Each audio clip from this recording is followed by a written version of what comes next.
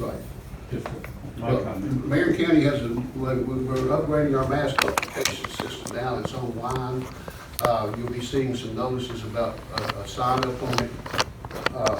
We've added, I was showing Wanda before, we've actually added a second emergency notification system. It's an evacuation system, and I'm glad I thought about it. It's designed, it came out of California, Cal Fire is where it came from, and but it's spreading east. There's several counties in southern Florida that have got this system. We're the first in Tennessee to have it.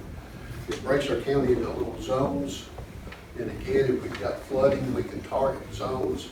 We can do a lot of different things. It's going to be rolled out the first of the year. It's operational, but we haven't released it to the public yet. We'll be rolling that out. As far as dams, and I know Wanda, I think she said something about it a minute ago. There's a couple different types of dams. If you're in a gated community, there's a lot of private dams in those gated communities, cliff tops in particular. I know there's a lot of stormwater retention at Jasper Highlands. Those are private dams. Those are typically regulated by the state agencies. We do have one in the county that we can identify the owner. It's leaking. It doesn't have any hazard to anybody downstream if it fails, but the state's been trying for a couple of years to find the owners of it. I don't want to panic anybody, but if it broke tomorrow, nobody in this room would know it because it drains into a remote, very remote area of the county. Those are regulated by the state. Agriculture ponds, if all you got to do to build a pond is say, I want to water my cows with it, the state can't touch it. And we actually had one fail on top of the mountain here above Jasper several years ago. Mayor, you might remember that. It washed mud out across 150 when it failed, but the state couldn't do anything about it. There's some of those out there. As far as TVA, I have high confidence in TVA. They went through some really tough times here in the last week, and they came through in flying colors. We have a plan if that dam fails, Rhonda. We have an inundation plan sitting in my office. There's a notification chain, so it's something. It's not like the movies. It's not going to break unexpectedly. It shouldn't. But there's a notification system. There's a phone chain. We actually went through a drill 2 years ago on a dam failure, probable maximum flood. We went through a drill with TVA. They're very, very proactive in taking care of their assets. So we know what would happen if Dick and Jack failed today. We know what would happen. And again, that's one reason I have this new notification plan, this evacuation plan, is being built into there so we know where to go, because you'd be surprised.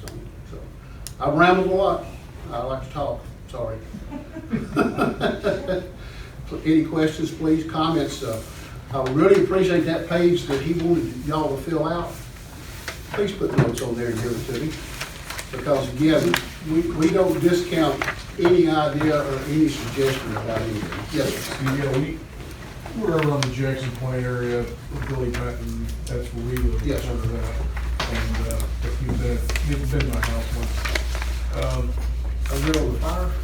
No, it's not. Oh, okay. Oh, don't tell anybody about that. That was the early days. It looks familiar. I was the one guy you didn't want to see showing up at your house. You're delightful. We had something in about a town, you just ask the questions. Anyway, we had a fire up there last year, 2 years ago. Yes. Last year. And we do have fire hydrants. This is a multi-pronged question.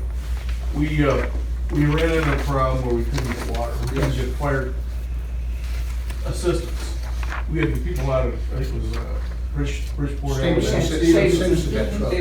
we have a lot of people up there. They came up with their own water. Now, we have fire hydrants up there, but they're pretend ones. Right. They don't really, I mean, we have good water pressure for the house, but it won't fill a tanker.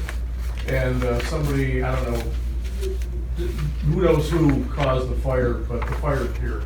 Right. And a bunch of us got together with leaf blowers, and we were trying to help the guys who were kind of worn out with their hoses. They were doing the best they could. And it dawned on me, I said, why would you have a simulated fire department, excuse me, simulated fire hydrant when it can't do the job? It can't do much of any job other than vent the water lines. So there was that. It's a false sense of security. false sense of security. Right, I Exactly. understand, yes. So we ended up, you know, adjusting our insurance accordingly because it's probably total loss by the time you get any help. We also have a fire company up there that's kind of, I'm gonna say it, bastardized. It's the redheaded stepchild type thing. They don't get nothing. Everything's- Jump off. Yeah, jump Yeah, off. okay. And then at the corner of where the cell tower is, at Billy Benton, there's, I think somebody cleared it. Okay, you know, so you know about it. And it's tying in with trying to make things safer, headed off the past type thinking that you're talking about. In other words, avert the problem beforehand. Right. And along with the road being almost impassable now, it is that bad. I mean, you literally drive faster through Walmart speed bumps than through our road. Right, I've been up there some. You know, Yes, sir. it's getting worse daily. How would you write something like that up to make this area, it's almost third world. It's like a mortar range. And there were, There's, I'm sorry, go ahead. there were 11 drive, just in the period of COVID, from that year and a half period, we had 11 new driveways on Jackson Point Road. That's a lot of money, a lot of tax revenue, and as residents, we really get nothing from the county. Okay, that's, that's put on the spot, didn't I? Well, I asked, no, I've been Steve, glad. it's 11 more people drilling and possibly starting a leak fire. Right. I mean, there's a lot of, it's exponential. Right, I understand. Well, I'll try to touch on all that. First of all, on your water system.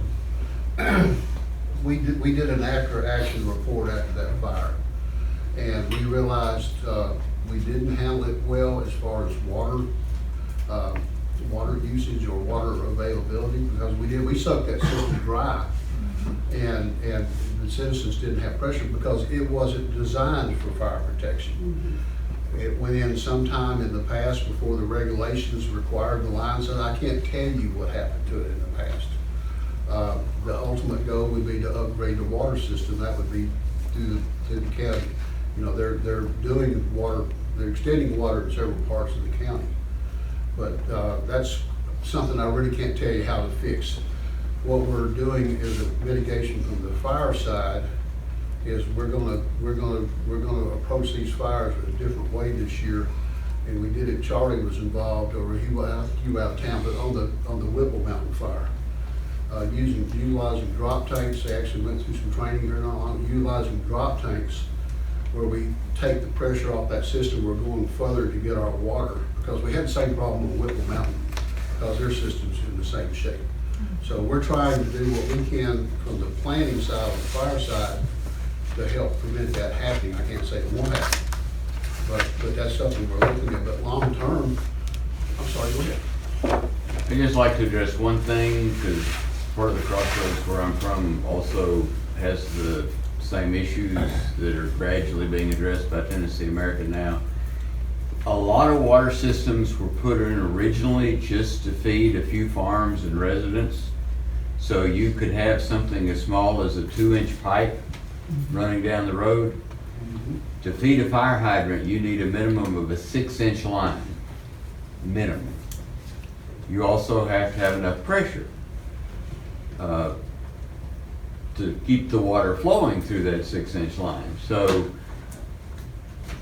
for fire protection, unless you want to just have your own swimming pool, which serves as a in-ground fire hydrant, you know, which I recommend if you're in one of these areas with bad water supply.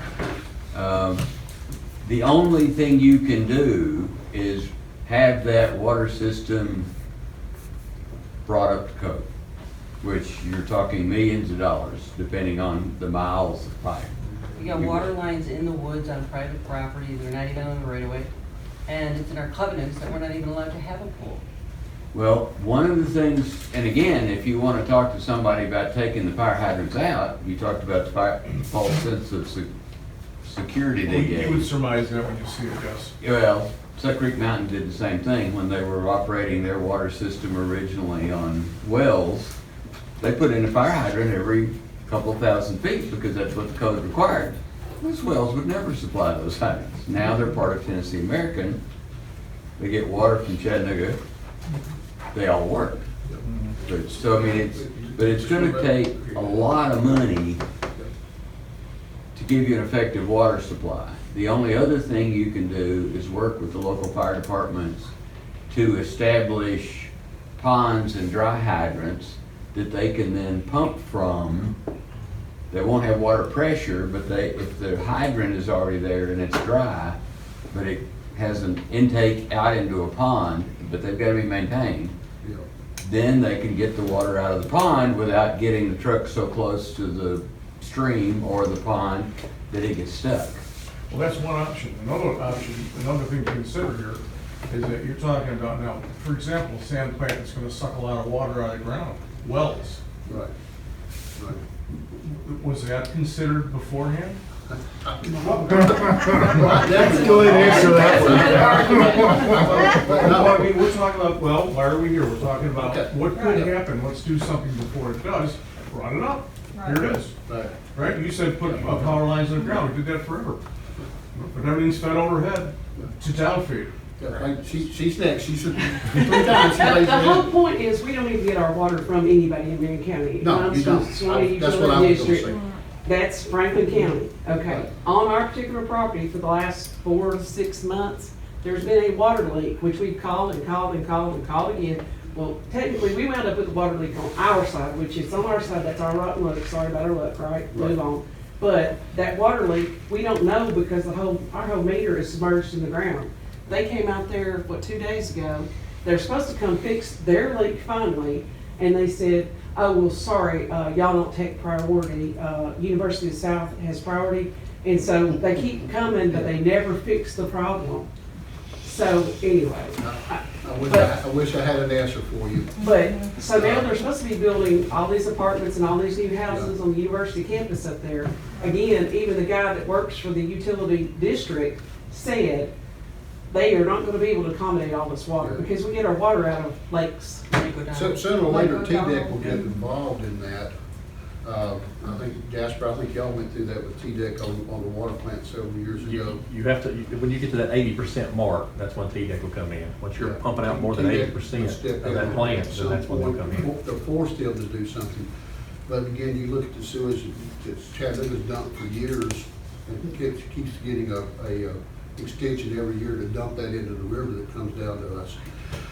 There's no, all I can say is you need to talk to your water people, because again, they do own the system. Hopefully they would be proactive. Again, I know Mayor Turner has been, he's been very proactive on water leaks, because the system had a lot of leaks in it. I mean, you're gonna have 10 or 15% leaks no matter what you do all the time, probably. All this stuff developed around, all this stuff started developing in the 60s, 50s, 60s, right in there. So you've got lines in the ground that were designed to go past, you know, you have 50-year lines in the ground that just so cast iron, ductile iron, or some old galvanized steel on the ground in places. Some of the systems even still have asbestos pipes in the ground. I'm not gonna name those systems. Yeah. But you have that. That's the way it was designed. So like you said, So I somebody guess example my where it first thought goes. would be Yeah. at the water system, ultimately, what could occur maybe is a community development block grant with the county and the water system to upgrade that. Right now, though, the county's using that money to put water into places that still don't have water. The last community, they did Mullins Cove here not long ago. I think you took that over, and they've done No, it's Dancing all online, Fern has yeah. been a problem for 100 years. I wish I had the answer. I'll listen to you. I'll write stuff down and I'll take it, but I can't guarantee you anything will ever get done, but I'll do my best to. So I'm in plan here. I've only been here 5 years now, but Michael and I are with Jasper Island's Fire Department. And I think from bright side, I see a lot of great communication and collaboration amongst fire departments here, a lot of mutual aid support and working together. Point, we have a couple we call them high nose too, hydrants in name only. So in areas where you don't have enough water supply, getting the rural water supply, what's missing around here are tankers. So we got a drop tank. We know other people have a drop tank, but if you get a major issue, you want to get a multiple drop tank set up, 2 or 3 at a minimum, and then you need 3 to 5 tankers to actually fill up a 2 to 3 drop tank solution. And there aren't enough tankers in there. So here's actually a cheaper solution: is buy a couple tankers and make sure every department's got a tanker. And they take old milk trucks and turn them into tankers. You don't have the expensive ones. They don't have to all be fire tankers. You can get old milk trucks and other things that are just nothing but water carriers, dumb water carriers, and some of those will do the job for a problem like that. Now, that's the pro, maybe a small tanker will solve some of that, because you get a big issue up on the mountain. I think we tried that Jackson Point Road, right? Yeah, you Back Yeah, I when was the there first for time? that. We had. We went up it once, we'll never go up it We had again. lots of- Come down to the bottom, So, yeah, I understand the Wade said that was a backside. good road. So I'm just saying, tanks is No. one solution, drop tanks, there more partnership, I know you guys did some training together, we're always having training with departments to set up things together, and do that together. But, you know, without more tankers and stuff in the area, you can't get it, and then is time. Like, drop tank solutions take time to set up. So when you get a wildland fire taking off, you're not gonna have a fast solution, even if you get 3 or 5 drop tanks, but it's gonna be a few minutes until you get that thing going. So just recognize it's a solution, but it's not a fast solution. And I'll just say something from a wildfire perspective. I am employed by the state of Tennessee on contract. I am the Wildland Fire Mitigation Specialist. I cover from I-75 to the Mississippi River, so I work with communities all across that part of the state on working through Tennessee Fire Adapted Community Systems and FireWise program, which is National Fire Prevention Association. So, you know, most of the fire departments in the county know who I am. But if your community is interested, you know, talk to me before we leave. I'll get you the information. What I can do is come up, do a risk assessment for the community. I've been talking with Terry Smith up at Swanee Fire Department, who I believe that is in their coverage area. You're in their They district. actually took over Jump Off. It's called Swanee Station Number 2 Yep. / Jump Off. It's funded partially by Marion County, partially by Franklin County. But yeah, Terry, we met with Terry 2 weeks ago. And I know I've been talking with Terry. We've been working on coming up with something to work through for the district, the Swanee Fire District, to kind of work on some fire prevention planning and stuff like that. So, you know, it's I'm available. I get paid by the state through another grant system through the Forest Service. I think as a community, we would love to have an assessment up there, and there is. If you contact Terry, he's got all my information, and I know he's been working on it because he's really concerned about the new areas that are going in up there. You know, tied in with Deal with Mont TDEC? Eagle and stuff like that. What, Do you deal with TDEC? No, Oh, I okay. deal with TDF, They'll come in. Division of Forestry. So my- I left some business cards back here. If you Yeah. take one of my cards, I can get you in touch with Terry. Yep. we have that new area where the cell tower is cleared off for a 911 cell tower, I believe? It's actually a new communications radio system tower. Yes, ma'am. Okay. Yeah. What would be the possibility of a steel building there with a tanker in it for the local community to, I mean, I'm not sure we'll have enough room. We got a half, my card of deed today is a half acre of land, and we're putting a 16 by 40 rise building there, and a 250-foot tower, which is gonna sit in front of it, close right next to the cell phone tower. If there's any space left over, I'm on the 911 board. Feel free, we can talk about it. So, Charlie? I really appreciate that about FireWise. What I was wanting to say, a couple of things is, if you're the homeowner, the FireWise stuff is available online in terms of what you can do to protect your home, house. your property, yep. So that even if there is a grass fire or a forest fire, it doesn't get to your house, which helps the fire departments out a lot, because our primary call during a forest fire is to protect structures. Yeah, the fire got within about, what, 75 feet of your house? So if you have done the FireWise stuff, your structure's not really at risk. The other thing for residential fires is a home sprinkler system, which can actually run off a well, and it doesn't have to be that big a well, and even with low water pressure, you wind up with about I think 200-gallon tank that's tempered, that stays full. And all you're trying to do is buy yourself the 15-20 minutes for the fire department to get there. And it's about, I think, $2.50 a square foot to retrofit. And they run along the corners of the and it fits like a crown molding. They're actually kind of decorative.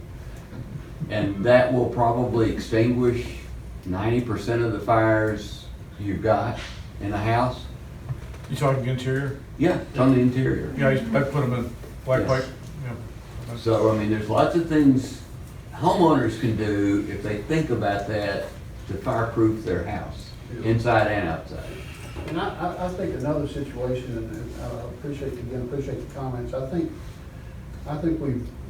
we're outgrowing our planning.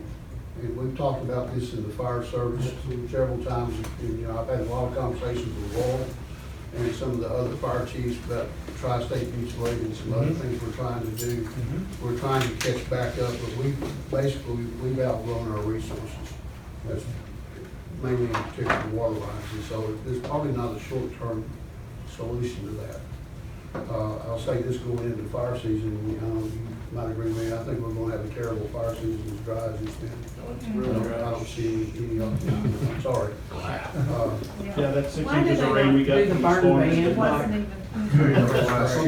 Okay, the county, It's crazy. the state, you need to go talk to the mayor.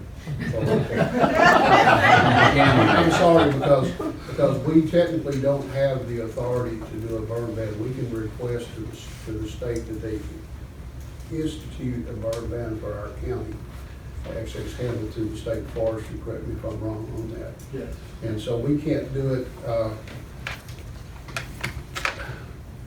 aside from the COVID restrictions, the biggest pushback we get is the last time we put a burn ban, you wouldn't believe the pressure, and I don't know why, because, I mean, I live up in the country, I live in the rural area, I'm in Hale Towns District, and I don't understand why, because we should have burn bans, but I can't answer that question, it's for high authority to me.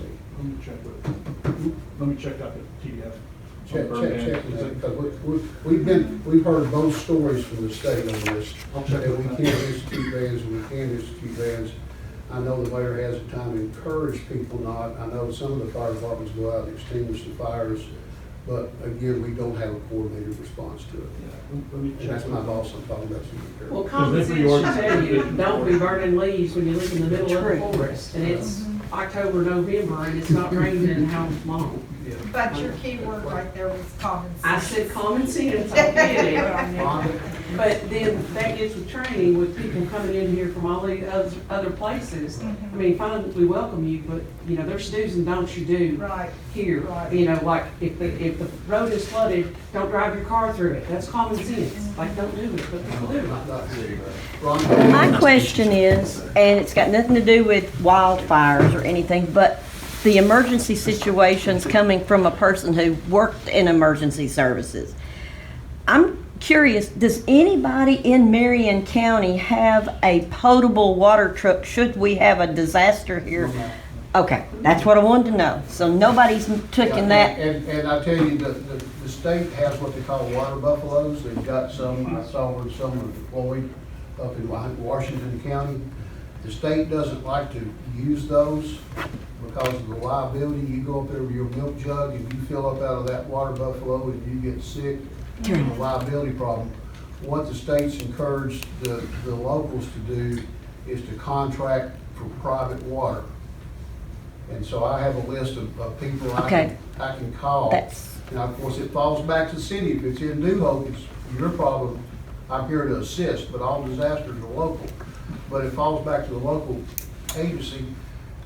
And I can tell you from doing some planning, because again, we're looking at pods, point of distribution. Right. We're especially after what's happened up in East Tennessee, Right. we're going back and dusting all that off. You calculate how much water it takes for a person. You gotta have a tractor trailer to bring it in, you gotta have a forklift unloaded, you have to have someplace to store it, you have someplace to distribute it. It's a nightmare. Right. So, but they typically don't do the water trucks unless they just absolutely have to. Okay, that was my question. Yeah, now, I will say that I think Tennessee American has used some, and a couple times they have, one advantage Tennessee American has, being a private organization, they have vast resources across their system. And they actually brought equipment in during the drought up in Whitwell a couple of years ago to stand by. So I know we're getting way off of the hazard mitigation, but again, this stuff is all important to me. And maybe what we need to do is try to do a town meeting some night not a county commission meeting, because I don't want to get involved with all that, but do a town meeting up here, and let's get everybody together. I'm one person, I've got a staff now, I've got about 6 people on my staff, they're all volunteers. I'm technically full-time now, at least I'm working full, I'm supposed to be part-time, I'm working full-time. I can't do it all. And I'm trying to delegate, and I'm trying to work with more of the fire departments, and because my role is kind of limited with the fire service, but I'm here to help. I just want to help somebody. So, again, maybe we need to have a meeting somewhere, we start putting this stuff out and putting some plans together. If you don't plan it, it'll never get done. That's the bottom line. Yes, ma'am. Just a quick note for residents. I do a lot of natural kind of stuff, food preservation. You can water. Use a boil pot for canning pot. You can fill a mason jar with water and can the water. That water is now sanitary and will not get toxic, and if there's water line break, you will still have Yeah, water. well, you can go to Tractor Supply, I'm not advocating Tractor Supply, because I saw Lowe's had it out there. You can go to Tractor Supply and buy a gallon of water in a heavy-duty plastic jug for $1.49. I got 10 of them sitting in my garage right now. And they got a tag on them that says, this is when I bought them. And 6 months, 8 months down the road, I take those, and she waters the flowers, she does whatever with them, and I go buy others. This is my last thing I'll talk about, I promise, because we'll be here to dark.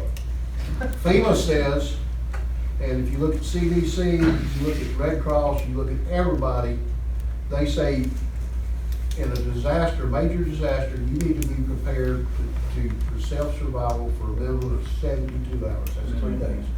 Because it takes that much time. You look at East Tennessee, the first day it was awful, the second day it was a little better. Third day, we had stuff on the ground, the engineers from the National Guard were getting there, the logistics were getting to set up to feed all this stuff.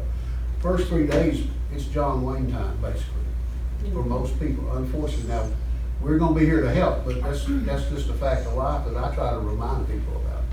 And I wish I could get my wife to store more food in the cabinet than she does, but I didn't say that. We won't tell them. We won't tell them. No, please don't. I've got everybody's email address, I guess. I'll type some notes up for this meeting and send it out to you, probably next week. Be glad to share that with you. Please, if you have any of those comments, if you wrote anything down, please leave it here for us. You can put your name on there. I've got a few business cards back here.